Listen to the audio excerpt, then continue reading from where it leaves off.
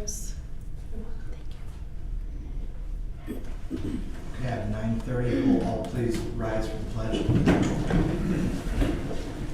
I pledge allegiance to the flag of the United States of America and to the republic for which it stands, one nation, under God, indivisible, with liberty and justice for all.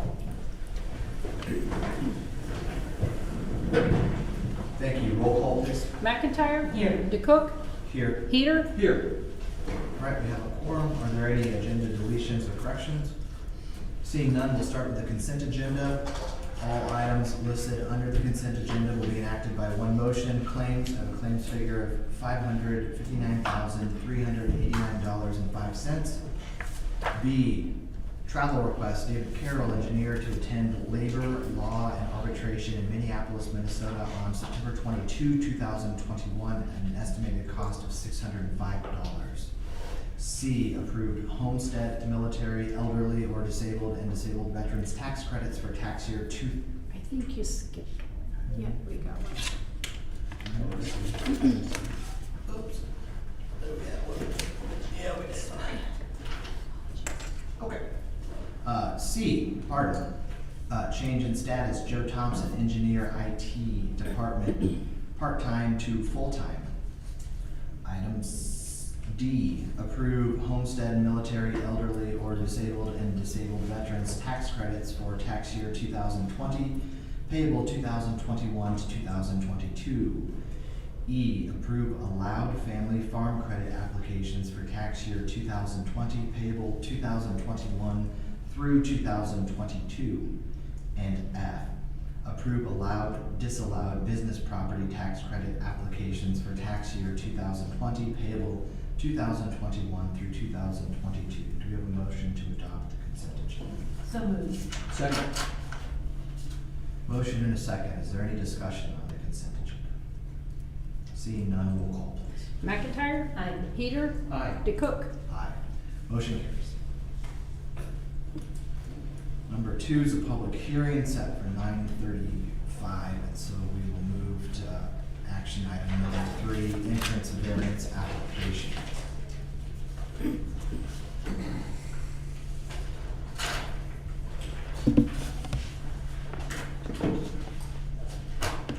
Morning. Morning.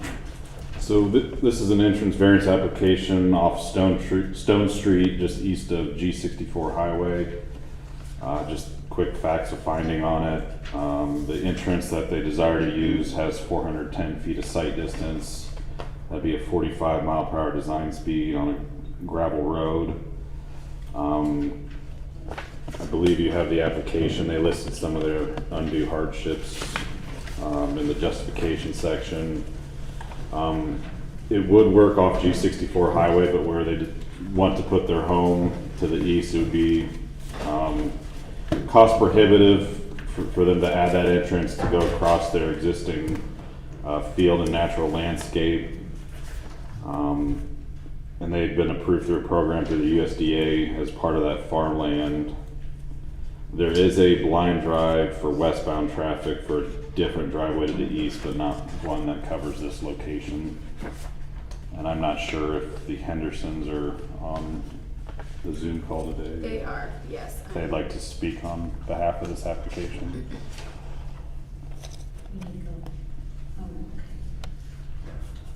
Yeah, I'd love to hear from the Andersons.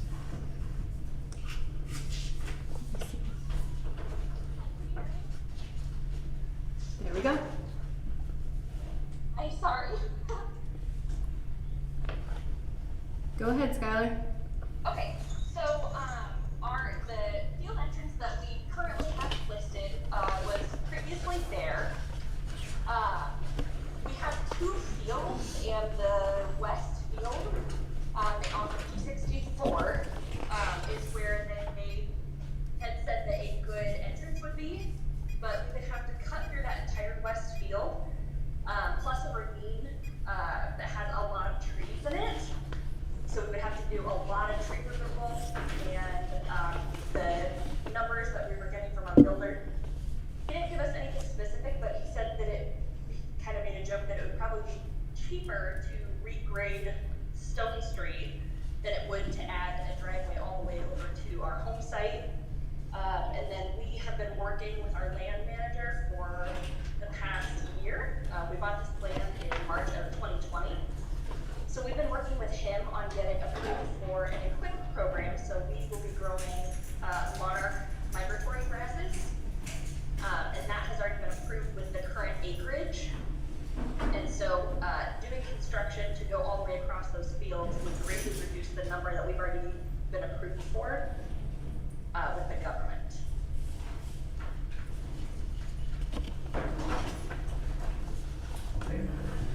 Thank you for your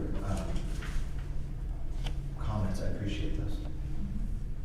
I appreciate being able to speak. You bet. And it looks like the engineers denied it in your letter. What are your thoughts, David? If you approve it today, we'd have to put another blind entrance sign up to cover eastbound traffic. So we'd be covering both westbound and eastbound traffic on the hills in that area. There is a stop sign on Stone Street. We just didn't feel like it was close enough to have an impact on driver speed, but it could be. Just depends on how careful the driver is. What's the estimated cost for the signage? $200 to $300. We're not opposed to it, but I think maybe in the future we look into having property owners applying for variances start paying for the install and cost of the sign. We don't do that currently, but I think that's something we can That's kind of where look into the future. Kind of where I was going with that, David, was that. If that would be able, if that's going to be a factor in getting us approved, we have no problem with paying for that signage. Let's do that with an understanding that not to exceed $500 in signage, whatever the actual bill is. Send it to the Hendersons. If they're willing to pay it, then I'm fine with granting the application.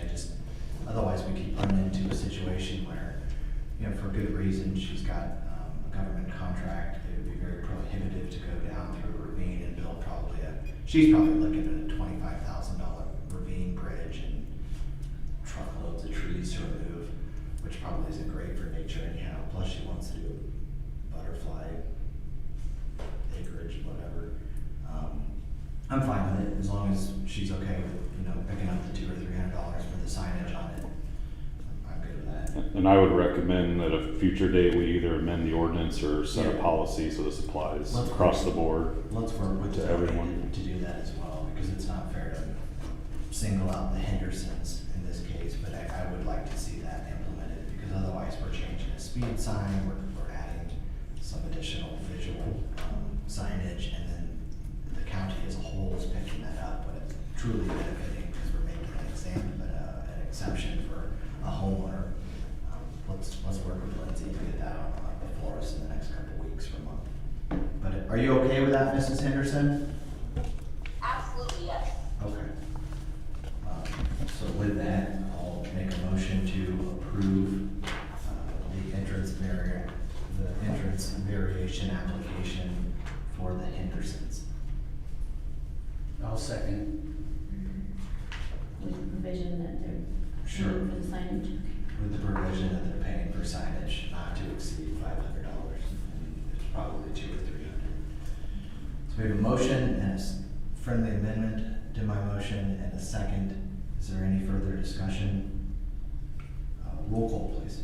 McIntyre. Aye. Peter. Aye. DeCook. Aye. Congratulations, Mrs. Henderson. Thank you so much. You bet. Have a good week. Thank You you. too, thank you. All right. It's gonna be 9:39, so let's, do we have a motion to go into public hearing for item number 2? I'll make the motion to go in public hearing. Second. Roll call, please. McIntyre. Aye. Peter. Aye. DeCook. Aye, we are now in public hearing. Good morning, Glenn. Good morning, I'm Dawn Bowman with the County Attorney's Office. I'm Assistant County Attorney. I'm here today to talk with you about the Henrietta House Revocable Trust. You may recall that on May 18th, the board approved conveyance of property owned by Warren County to the trust. I neglected to include a small piece of land that was between outlots 4 and 5 of Churchville.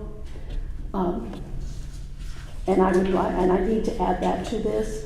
And then the assessor's office discovered that the county will need to convey vacated space which lies between property that was already conveyed to the Hus Trust. So the reason I'm here today is to ask the board to consider conveying those two pieces. And I've included in your packet, there should be a drawing that looks like this.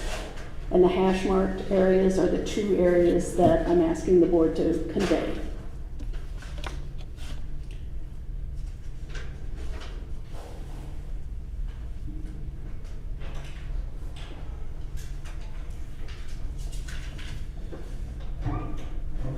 Seeing as we are in public hearing, are there any comments from the public? Either in the room or online?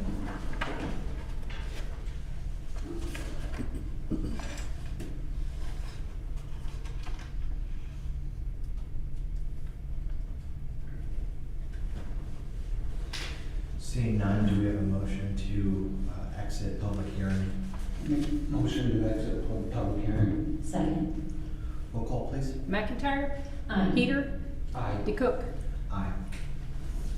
Does the board have any questions or comments for Don? No. Okay. Do we have a motion? I'll make a motion to convey Market Street between outlets 4 and 5 of Churchville and part of vacated space lying south of outlets 18 and 19, except for PCLA. To the trust. To the trust. Second. That's a really thorough motion, Darren. Very good. Very good. Those are much better than my usual motions. I have to piece them together. Don straight, she straight and done. All right, roll call, please. McIntyre. Aye. Peter. Aye. DeCook. Aye, motion carries. Thank you. Thank you. Thank you. All right, next up on our agenda is item number 4, consider prisoner room and board fund transfer with possible action. So this is a transfer that's done every year to move 60% of what's been collected in the room and board account over into its a separate fund just for jail purposes.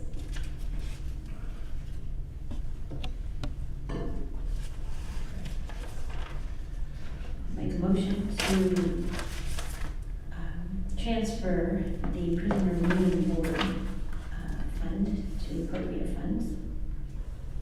And it's $19,999.17. I'll second. Is there any discussion from the board? Roll call, please. McIntyre. Aye. Peter. Aye. DeCook. Aye, motion carries. Number 5 on our agenda. Megan, you're gonna be up here for a bit. Number 5, this is our fiscal year cleanup meeting. Number 5 is consider rescinding resolution 21-181E, re-salaries for FY 2022 DCAT with possible action. So this is just recalling the original one. Further on the agenda, we'll have a new wage adjustment. There was just an incorrect last name. Any questions for Megan or discussion? Do we have a motion? Make a motion to rescind resolution 21-18-1 print, E in print. I'll second. Roll call, please. McIntyre. Aye. Peter. Aye. DeCook. Aye, motion carries. Number 6, consider rescinding resolution 21-181M, re-salaries for fiscal year 2022 sheriff's office with possible action. So on further reviewing the sheriff's contract, there were some longevity amounts that weren't correct, some step increases that needed to be included that weren't included on the last version. So again, this is rescinding the one that was approved at the last meeting, and then we'll approve a new salary. I'll make a motion to rescind resolution 21-18-1 print and print. Second. Any discussion? Roll call, please. McIntyre. Aye. Peter. Aye. DeCook. Aye. Motion carries. Number 7, consider fiscal year 2021/2022 wage adjustment for the following departments with possible action. A, DCAT, B, sheriff. So this is approving the replacement wage adjustments with for DCAT, the corrected last name. And then for the sheriff's department, it's just making sure that every wage and longevity matches up with the contract. And so all the figures have been corrected.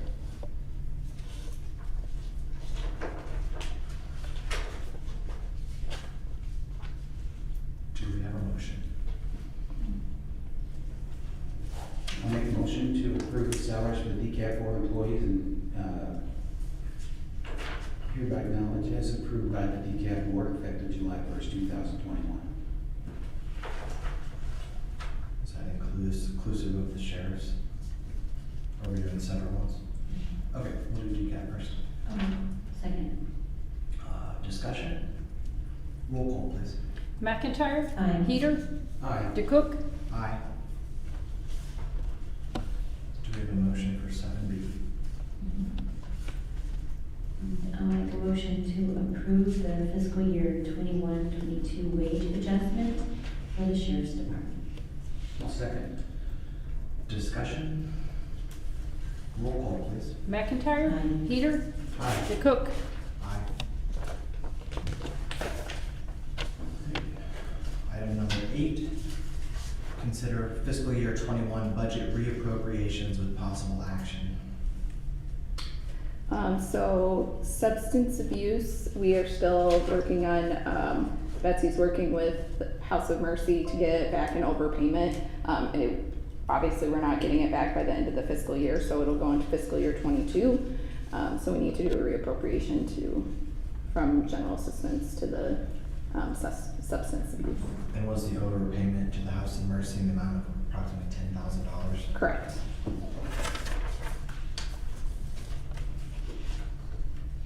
And do you have an update regarding where the House of Mercy is regarding the timeline?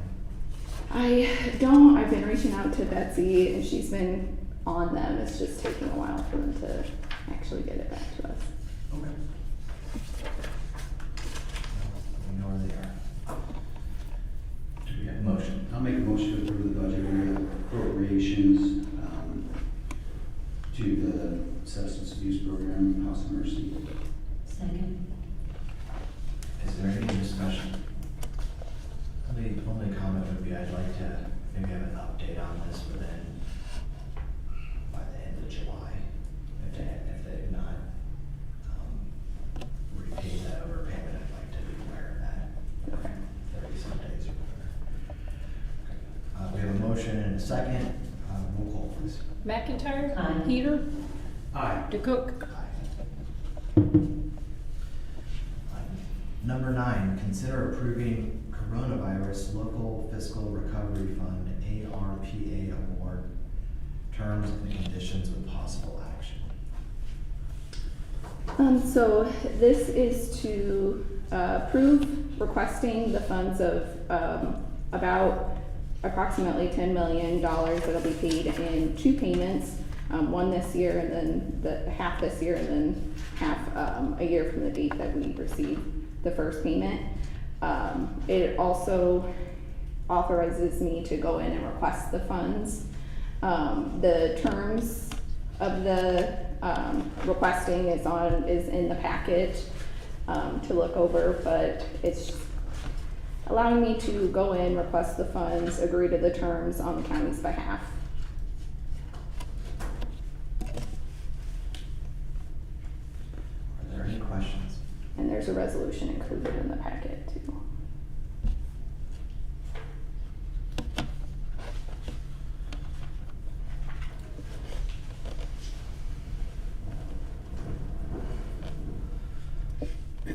Don, would you like me to read the resolution?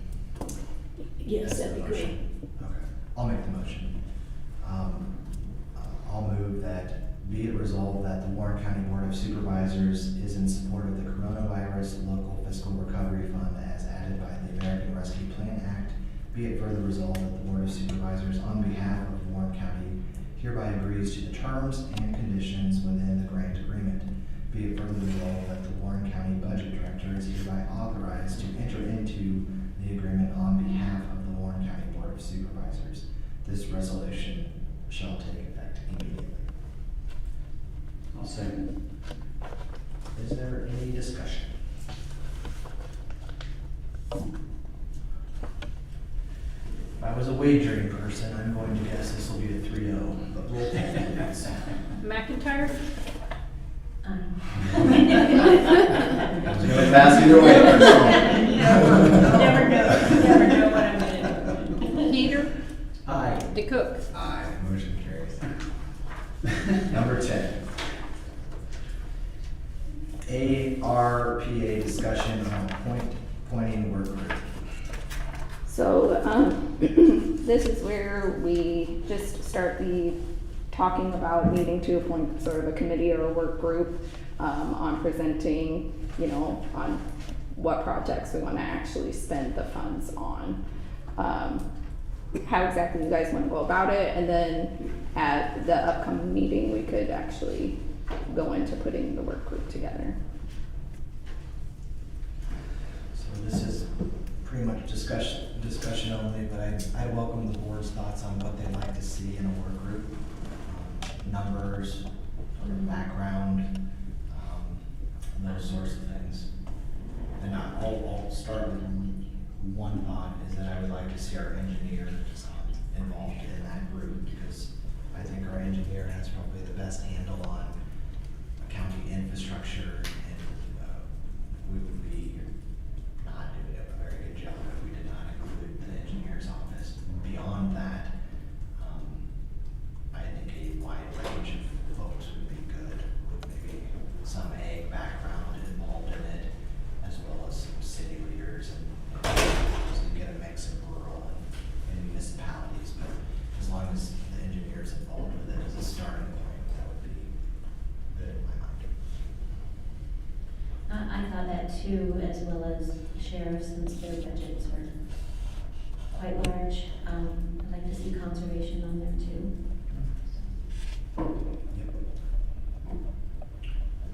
Just totally agree with those recommendations.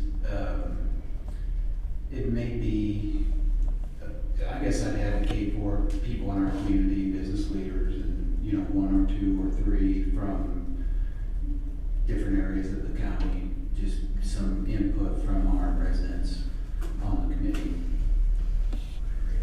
So why don't we start between now and mid-July? The 13th, I think that's our next work session. Yep. Let's start working on figuring out who we'd like to make sure is on the board, and who else would be happy to include on that. I do think maybe there'd be some room for environmental health, as well. I mean, that makes some sense, but we can start working on that, and at least we can start with our employees and department heads, and then we can grow and expand that group and figure out what it looks like in the next couple of weeks. I think the overall number of people in that group is something we should think about. I don't think we want too many people in that room trying to make decisions. So I would think that we try to limit the number to under 10, or the number at 8 potentially. Do we have an idea of timeframe when we'll be getting some guidance from the feds on what specifically we can use it for? Because that's been one of my hangups, is that I don't want to spend a great deal of time thinking about the best way to go about spending that sort of resource without knowing what's allowable and what's not allowable. So they have the interim final rule is out there. It's about, 150 pages, but the last kind of 20 pages goes into a little bit more detail of how it can be spent. They have kind of their main categories and then go a little further into each one. So there is some guidance out there, and that's something that if you guys want to start with the department heads, I could send that out to all of the department heads, so then they can start to also see what would fit within those guidelines and what wouldn't. And then NACO has a lot of good information out there on things that counties have already done, things like that. And then our first report just of expenditures that we would have spent up until a certain point is August 31st. But if we don't, it's just what we've spent to that point. It's not, we don't have to have everything like planned out or anything at that point, just. Well, I think it'd be nice to start getting suggestions and ideas as a starting point, and then we can, as the guidance gets a little more firmed up, I think we can start making decisions, but I think we still have a ways to go. And I don't see a real reason to rush, at all, so. Okay, awesome. Thank you. Number 11 on the agenda is consider transfer of funds from attorney's fine fund for attorneys fiscal year 2022 salaries, contract approved June 15th, 2021. I'm guessing that's Megan or Doug.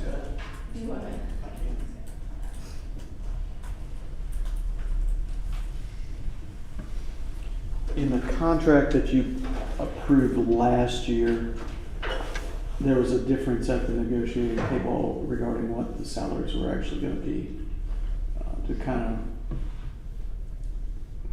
push through a resolution on that, I agreed to pay the difference between what the union was seeking and what the county wanted to pay out of the fine fund. That amounted to approximately $21,500. You approved contract again at your last meeting for the union. I would again agree to cover the difference. I think Megan and I have a difference in understanding of what that is, but we'll come to a resolution on it. It's either going to be $7,700 or $9,700, and we'll get there and figure that out. Okay. So that's the transfer. It doesn't have to take place, I think, until June. Of next year. Okay. So we see exactly what the number is, So we have a delta of $1,500 to work out, but and we'll figure it we're out. in agreement beyond that. Yes. Okay. Do we have a motion?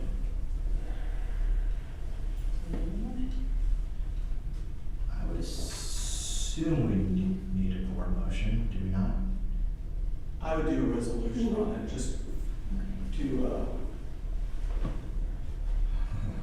Can you help us with the resolution? I have a copy of last year's resolution.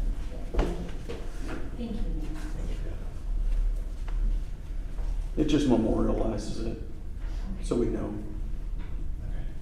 Okay, I'll make a motion to further last year's resolution under the terms discussed regarding pay difference coming from the fine funds and the approximate $75,000 to $10,000 transfer to be done in June of 22 and to be worked out between the two entities. Second. A motion and a second. Is there any further discussion? See, I'm confident that we'll work that out. It's $1,300 and Yeah. budget season's coming up. We'll figure it out. Okay, motion and a second. Roll call, please. McIntyre.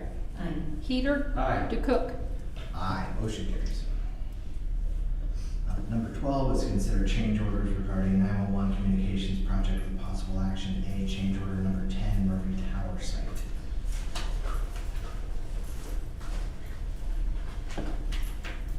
This change order is in regards to the Murphy Tower, which was an existing tower site in our project. They have a 6-meter electrical box that we're gonna hook into, 3 of them which are occupied by current vendors that are on the tower, and then we were taking one of the empty ones. When we went to hook up the electric, it was discovered that the empty ones do not have a required 200 amp breaker on the back of them. So this change order is to purchase the 200 amp breaker for that electrical meter. Okay.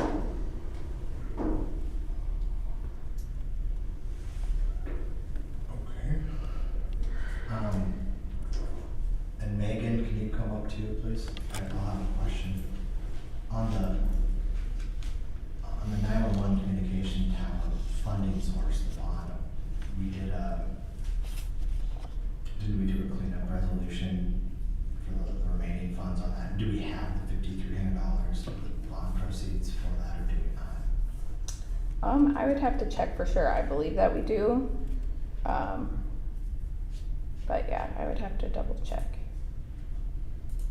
And who was that was with Motorola, that was their quote, it was $5,300 to do that 200? Yes. Geez, that's seems a little high, but. Unfortunately, it's an obsolete breaker. That tower's old enough that it's got older technology, so. Yeah, because I run decisions through my head of like, I try to personalize it. I don't know, maybe that makes me self-focused or whatever, but I'm thinking if I needed a dryer 220 or a hot tub 220, what would I expect to pay for that? Yep. And the answer isn't $5,300 and change. But then again, it's probably, is it up on the tower? No, it's down on the ground. It's where the electrical meter is at. And unfortunately, if it was just us, I would probably do a different route than what we're doing. But to change the entire meter set, that would be require asking the other vendors to update that whole meter box, which would then be adding expense to them. Okay. Do we have a motion? I'll make a motion to approve change order. I'll second. Is there any discussion? Okay, roll call please. McIntyre, Aye. Heater, Aye. DeCook. Aye. Motion carries. Number 13 is an opportunity for public input, be it either in the room or online. Public comments are limited to 3 minutes. This was added yesterday. Okay, I've got it. We're on my third agenda. Let's go to the real number 13. Discussion about additional data ports at Justice Center with possible action.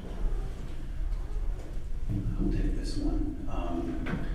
We have been talking about data ports at the Warren County Justice Center and the need for additional data ports. So we went back about 6 weeks ago and asked for DCI to look at our recommendation. And by the way, our IT group made the recommendation that we needed the additional data ports and did a great job of going through the drawings and detailing exactly where the data ports needed to go. They originally came to a number of 125 additional data ports that we needed. And we had asked at that time that they try to pare that down so we didn't have to come to the board and ask for that particular change order. So they did, they went back and really got efficient, and they slimmed it down to approximately 73 or 72 data ports. So this is all regarding the functionality of Warren County and our network and how our, we at the time of the original contract, there wasn't enough time to go through all the scanners, all the printers, and all the things that we do at Warren County and what our infrastructure would be around the network. Well, we've done that analysis and we've determined that we need 72 additional data ports. The issue is right now at the Warren County Justice Center is we're in a hyper process of putting drywall up all over there. And the more drywall we put up, the higher the cost of putting these data ports go in. These data ports are also going into our furniture walls, and so we're doing some drawing documents with Story Kenworthy, trying to get this nailed down exactly what the costs are. So DCI came in last week for a cost of $40,655 from the electrical contractor to run all these lines and get the materials and the ports needed. There's a thought that that's not going to be our only cost in this project, because there may be some additional costs with Story Kenworthy with the changes we're asking them to make. And DCI they don't have any cost in this right now, but they anticipate that they are going to have to tear up some drywall. They're going to have to do some modifications to get this project done. They're going to try to limit that to the best of their ability, but it's a moving target. So they're not asking for a change order on this. They're asking for a change directive, which is different, that allows them the ability to, because they can't really precisely say exactly what it's gonna cost, because they don't know if we're gonna approve it today, if it's gonna be a month. If the sooner we approve it, the cheaper it's gonna be. And, so,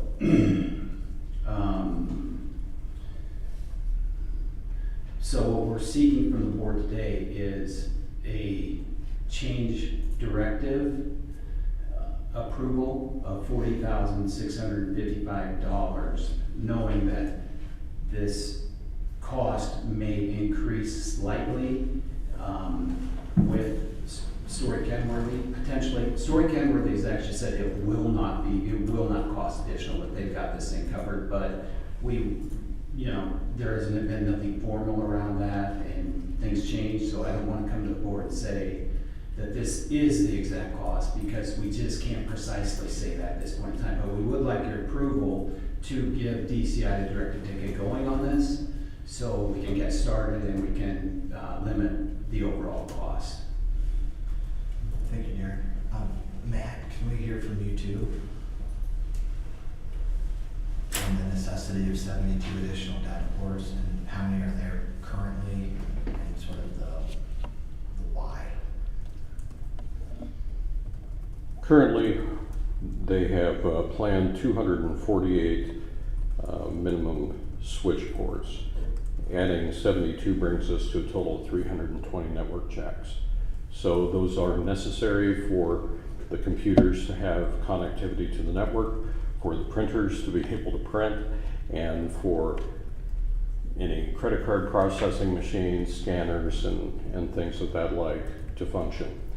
Essentially, this is across the entire Justice Center, so it would affect the county attorney's office, the sheriff's office, things like that. It's necessary to have wiring in place in order to have a functional network.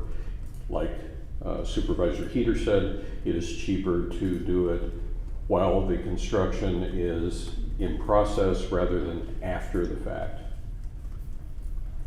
Thank you. I just think it's important for the public to hear rationale on decision making, so, okay. I appreciate IT keeping, at least when I've gone down and asked questions, I've been ahead of this already, so it's not a surprise to me, as well as Jamie and her emails updating us on this. Okay. Do we have a motion to provide that directive? I'll make a motion to, for the addition of data ports at the Warren County Justice Center.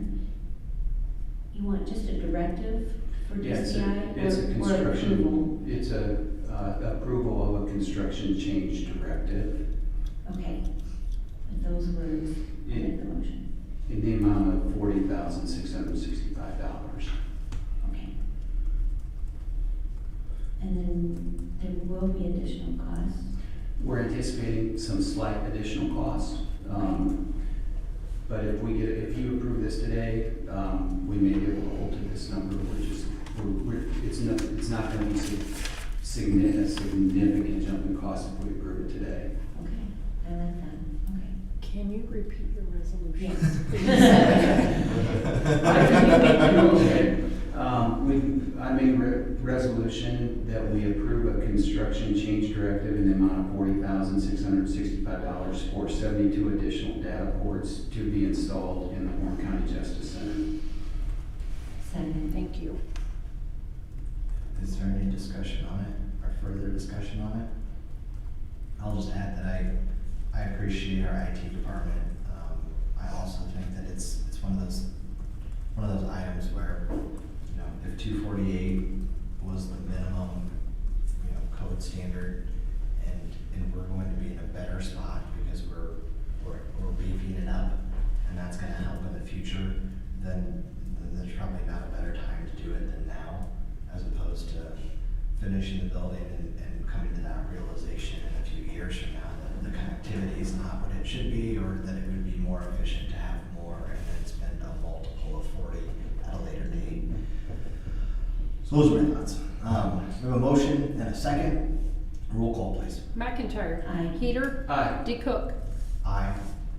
Okay, I'm on action item number 14, and if this is not public input, and there is a fourth agenda that I do not have. You're good, Aaron.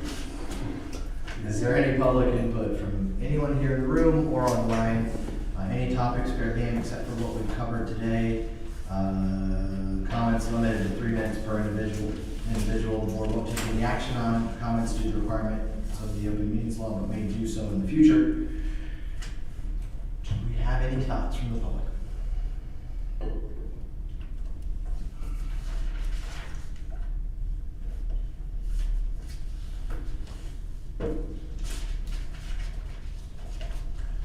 Seeing none, we'll move to number 14. Our next regular board meeting is our 9:30 morning meeting that's set for July 6, 2021 here. Do